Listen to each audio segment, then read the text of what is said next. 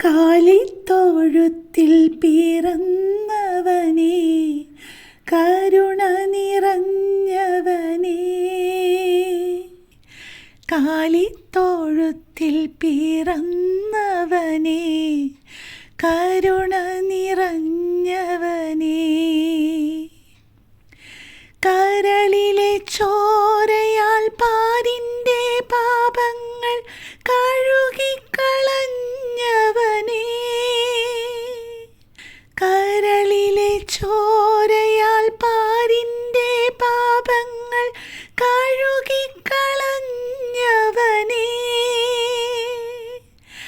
അടിയങ്ങൾ നിന്നാമം വാഴ്ത്തിയിടുന്നു. ഹല്ലേലൂയാ, ഹല്ലേലൂയാ. അടിയങ്ങൾ നിന്നാമം വാഴ്ത്തിയിടുന്നു. ഹല്ലേലൂയാ, ഹല്ലേലൂയാ. കാലിത്തൊഴുത്തിൽ പിറന്നവനേ, കരുണ നിറഞ്ഞവനേ. കനിവിൻ കടലേ, അറിവിൻ പൊരുളേ, ചൊരിയൂ ചൊരിയൂ അനുഗ്രഹങ്ങൾ. കനിവിൻ കടലേ, അറിവിൻ പൊരുളേ, ചൊരിയൂ ചൊരിയൂ അനുഗ്രഹങ്ങൾ. നിൻ മുന്നിൽ വന്നിതാ നിൽപ്പൂ ഞങ്ങൾ. ഹല്ലേലൂയാ, ഹല്ലേലൂയാ.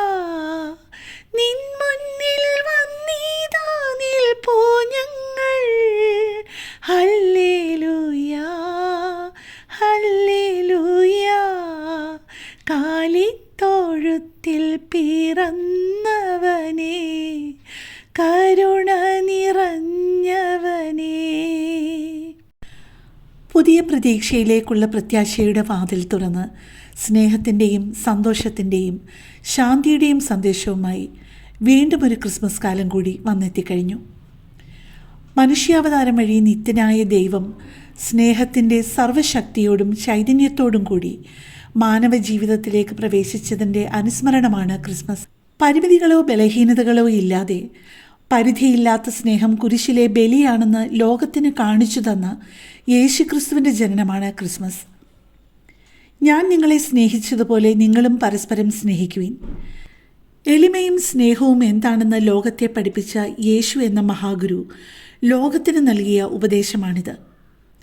നമ്മുടെ ഉള്ളിൻ്റെ ഉള്ളിൽ നിക്ഷേപിച്ചിരിക്കുന്ന നന്മയും സ്നേഹവും മറ്റുള്ളവരിലേക്കും പകർന്നു നൽകുമ്പോഴാണ് നമുക്കും മറ്റുള്ളവരോടൊപ്പം ഉയരങ്ങളിലേക്ക് പറക്കുവാൻ സാധിക്കുന്നത് എന്നറിയുക. മഞ്ഞിൻ്റെ കുളിര്, നക്ഷത്രങ്ങളുടെ തിളക്കം, പാതിരാ കുർബാനയുടെ പവിത്രത, പുൽക്കൂടിൻ്റെ പുതുമ, ഇതൊക്കെയാണ് നമ്മൾ ക്രിസ്മസ് എന്ന് പറയുമ്പോൾ വേഗം നമ്മളുടെ മനസ്സിലേക്ക് വരുന്നതല്ലേ. ക്രിസ്മസ് മതേതര ആഘോഷമായാണ് നാടൊട്ടുക്കും ആഘോഷിക്കപ്പെടുന്നത്.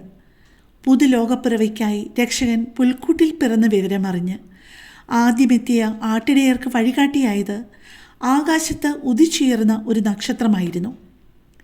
ആ സ്മരണകളാണ് ക്രിസ്മസ് നാളുകളിൽ വീടുകളിൽ നക്ഷത്ര വിളക്കുകളായി പരിണമിച്ചത്. വീടുകളിലെ ക്രിസ്മസ് അലങ്കാരങ്ങളിൽ പ്രധാനപ്പെട്ടതാണ് ക്രിസ്മസ് നക്ഷത്രങ്ങൾ. സഹനത്തിൻ്റെയും അതിജീവനത്തിൻ്റെയും പാഠങ്ങൾ പകർന്നു നൽകിയ യേശുവിൻ്റെ പുൽക്കൂടിലെ ജനനത്തിൻ്റെ ഓർമ്മ പുതുക്കി പള്ളികളിലും വീടുകളിലും പുൽക്കൂടുകളും ക്രിസ്മസ് ട്രീകളും ആഴ്ചകൾക്ക് മുൻപ് തന്നെ ഒരുക്കാറുണ്ട്. ക്രിസ്മസുമായി ബന്ധപ്പെട്ട് ഒഴിച്ചു നിർത്താനാവാത്ത ഒരു ഘടകമാണ് ക്രിസ്മസ് സമ്മാനങ്ങളുമായി വരുന്ന ക്രിസ്മസ് അപ്പൂപ്പൻ. റെയിൻഡിയറുകൾ വലിക്കുന്ന വണ്ടിയിൽ നരച്ച താടിയും മുടിയും ഉള്ള ക്രിസ്മസ് അപ്പൂപ്പൻ നിറയെ സമ്മാനങ്ങളുമായി എത്തുമെന്ന് കുട്ടികൾ വിശ്വസിക്കുന്നു. ചുവന്ന കുപ്പായം, കൂർത്ത തൊപ്പി ഇവയാണ് വേഷം. തണുപ്പുള്ള രാവിൽ അജഗണങ്ങളെ കാത്ത് പുറംപറമ്പിൽ കഴിഞ്ഞിരുന്ന ആട്ടിടയർക്ക് ലഭിച്ചു മാലാഖമാരുടെ സ്വർഗീയ സന്ദേശം. ഇന്ന് നിങ്ങൾക്കായി ഒരു രക്ഷകൻ പിറന്നിരിക്കുന്നു. എത്ര അർത്ഥസമ്പുഷ്ടമാണ് ആ വാക്കുകളെന്ന് ആ രക്ഷകനെ അന്വേഷിച്ച് കണ്ടുമുട്ടിയ മാത്രയിൽ തന്നെ ആ ആട്ടിടയർ തിരിച്ചറിഞ്ഞു. ആ തിരിച്ചറിവാണ് ക്രിസ്മസിൻ്റെ സാരസംഗ്രഹം. ഇന്നിൻ്റെ ആവശ്യവും അതുതന്നെ. അശരണരെയും ഏകാന്ത പഥികരെയും അന്വേഷിച്ചു വരുന്നതാണ് സാക്ഷാൽ ദൈവസ്നേഹമെങ്കിൽ സമാനതകളില്ലാത്ത ആ സ്നേഹം ഒഴുകിയിറങ്ങുന്ന ചാലകങ്ങളായി നമുക്ക് നമ്മെ തന്നെ രൂപാന്തരപ്പെടുത്താം. ഇത് കാണുന്ന കേൾക്കുന്ന ഓരോരുത്തർക്കും എൻ്റെയും കുടുംബത്തിൻ്റെയും തിരുപ്പിറവി ആശംസകൾ ഒരുപാട് സ്നേഹത്തോടെ നേർന്നുകൊള്ളുന്നു. ഇനിയും എൻ്റെ പേഴ്സണലായിട്ടുള്ള കുറച്ച് കാര്യങ്ങൾ പറയുകയാണേ.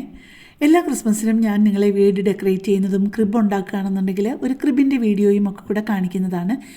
ഇപ്രാവശ്യം അതിൻ്റെ ബിഹൈൻഡ് ദ സീൻ ക്രിബെല്ലാം ഉണ്ടാക്കി കഴിഞ്ഞിട്ടല്ല, അതെന്തൊക്കെ കൊണ്ടാണ് ഉണ്ടാക്കിയത്, എങ്ങനെയാണ് ഉണ്ടാക്കിയതെന്ന് വളരെ ചെറിയൊരു ഷോർട്ട് വീഡിയോയുടെ ഞാൻ എടുത്തു വെച്ചിട്ടുണ്ട് കേട്ടോ. അതിൽ എൻ്റെ ഒരു പങ്കുമില്ല, എൻ്റെ ഭർത്താവ് മാത്രമാണ് ക്രിബിൻ്റെ ആൾ.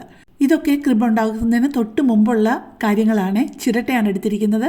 ഇത് നിങ്ങൾക്ക് കണ്ടു കഴിഞ്ഞാൽ മനസ്സിലാവുമല്ലോ. ക്രിസ്മസ് ആകുമ്പോൾ എൻ്റെ പുൽച്ചൂലുകൾ 1-2 അങ്ങ് പോവും.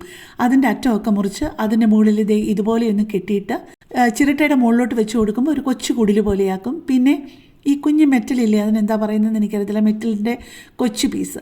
പിന്നെ ഇതൊക്കെ നമ്മൾ ചെടി മേടിക്കുമ്പോൾ കിട്ടുന്ന കൊച്ചു കൊച്ചു ചെടിച്ചട്ടികളില്ലേ, ചെറിയ തൈകൾ മേടിക്കുമ്പം അതൊക്കെ സൂക്ഷിച്ച് വെച്ചിട്ട് അതിൻ്റെ പുറത്ത് ഒന്ന് സ്പ്രേ പെയിൻറ്റ് ചെയ്തിട്ട് അതിന് കുഞ്ഞൊരു വാതിലുമൊക്കെ കണ്ടിച്ചു കൊടുത്താണ്. ഷീൻലാക്കിൻ്റെ ഈ സ്പ്രേ കൊണ്ടാണ് ഇതൊക്കെ ചെയ്യുന്നത്. പിന്നെ ഇതവിടെ പഴയ കിടന്ന ഒരു ബോക്സിൻ്റെ മേലെ കുഞ്ഞു കുഞ്ഞു റീപ്പറുകൾ മേടിച്ചുകൊണ്ട് വന്നിട്ട് ചെറിയൊരു ഷെഡ് പോലെ ഉണ്ടാക്കുക. ഇതിൻ്റെ മുകളിലും ആ ഈർക്കിലിയും പുല്ലും ഒക്കെ വെച്ചിട്ട് ചെറിയൊരു കട പോലെ ഉണ്ടാക്കി എടുക്കാനാണ്. നിങ്ങൾക്ക് ഇതെല്ലാം കഴിയുമ്പോൾ മനസ്സിലാവും. ദേ കണ്ടോ, എൻ്റെ പുൽച്ചൂലിൻ്റെ ഒരു ഭാഗം, വേറെ മുറ്റം തൂർക്കുന്ന ഈർക്കിലിച്ചൂലിൻ്റെ ഒരു ഭാഗം, പിന്നെ ആർട്ടിഫിഷ്യൽ ഗ്രാസ്, പിന്നെ ഫെവിക്കോള്, ഇതൊക്കെ വെച്ചിട്ടാണ് ഈ പുൽക്കൂട് തയ്യാറാക്കിയത്. ആ ഷെഡ് പോലെ ഉണ്ടാക്കിയത് ഒരു കടയായിട്ട് മാറ്റാനാണെന്ന് പറഞ്ഞല്ലോ. അപ്പോൾ ദേ ഈ വെച്ചിരിക്കുന്ന ഒരു അടപ്പ് പോലെയുള്ളതില്ലേ, അത് കടയിൽ നിന്ന് മേടിച്ചുകൊണ്ട് വന്ന പൈപ്പിൽ ഫിറ്റ് ചെയ്യുന്ന എന്തോ ആണ്. അപ്പം ഇതിനകത്താണ് അരി, ഗോതമ്പ് അങ്ങനെയുള്ളതൊക്കെ ഇടാനായിട്ട് മേടിച്ചുകൊണ്ട് വന്നത്. പക്ഷേ അതൊക്കെ അരിയും ഗോതമ്പൊക്കെ ഇട്ട് വെക്കുന്നതിന് മുമ്പ് തന്നെ എനിക്ക് പെട്ടെന്ന് വീഡിയോ എടുക്കേണ്ടി വന്നു. കാരണം എനിക്ക് എഡിറ്റ് ചെയ്യണം, വോയിസ് കൊടുക്കുകയൊക്കെ വേണ്ടേ. അരിയുടെയും ഗോതമ്പിൻ്റെയും കൂട്ടത്തിൽ ഉലുവ, കടുക്, അങ്ങനെ സകലമാന സാധനങ്ങളും അടുക്കളയിൽ നിന്ന് മിസ്സിംഗ് ആണ്. അപ്പോൾ നിങ്ങൾക്ക് എല്ലാവർക്കും ഞങ്ങളുടെ ഈ ക്രിസ്മസ് വീഡിയോ ഇഷ്ടമായി കാണുമെന്ന് വിചാരിക്കുന്നു. അഭിപ്രായം അറിയിക്കണേ. അപ്പോൾ നിങ്ങൾ ഓരോരുത്തർക്കും എൻ്റെയും കുടുംബത്തിൻ്റെയും ക്രിസ്മസിൻ്റെ ആശംസകൾ അറിയിക്കുന്നതിനോടൊപ്പം എല്ലാവർക്കും പുതിയൊരു വർഷം 2026 തുടങ്ങുകയാണ്. നിങ്ങൾ ആഗ്രഹിക്കുന്നതെല്ലാം നേടാൻ നിങ്ങൾക്ക് സാധിക്കട്ടെ. ആരോഗ്യവും സമ്പത്തും സമാധാനവും ഉണ്ടാകട്ടെ എന്ന് ആശംസിക്കുകയും പ്രാർത്ഥിക്കുകയും ചെയ്യുന്നു.